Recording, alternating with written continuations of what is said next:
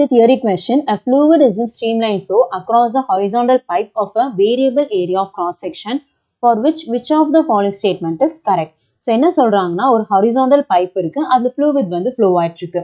With the variable area of cross section எந்த statement வந்து கரெக்ட்னு கேக்குறாங்க. ஸோ ரெண்டு விதமா எடுத்துக்கலாம். நமக்கு ஒரு பைப் இருக்கு, ஒரு சைட்ல நமக்கு ஏரியா ஆஃப் கிராஸ் செக்ஷன் சின்னதா இருக்கு, இன்னொரு சைட் வந்து கம்பேரிட்டிவா அதிகமா இருக்கு. ஓகே, ஸோ இங்க ஏ வந்து சின்னதா இருக்கு and here the A is greater. So first நம்ம velocity பார்க்கலாம். Using equation of continuity AB is equal to constant னு சொல்லுவோம். ஒரு இடத்துல ஏரியா வந்து சின்னதா இருந்துச்சுன்னா velocity maximum இருக்கும். அப்ப இந்த இடத்துல velocity is maximum. And அதே மாதிரி இங்க ஏரியா அதிகமா இருக்குன்னா velocity வந்து கம்மியா இருக்கும். ஓகே, ஸோ இது அப்ரோச் ஆகிற மாதிரி ஆப்ஷன் இருக்கான்னு பார்க்கலாம்.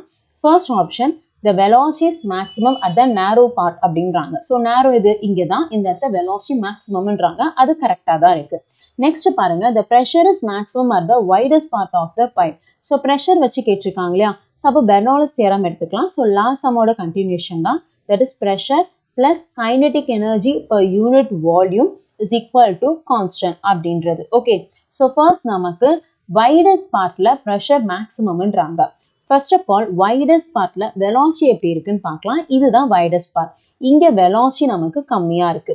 அப்போ இந்த டேர்ம் வந்து கம்மியா இருக்குன்னா pressure வந்து அதிகமா இருக்கும்.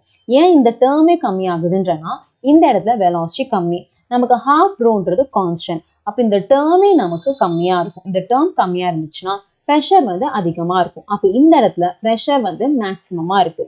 அதுதான் அவங்க கொடுத்திருக்காங்க. So option A is the right answer.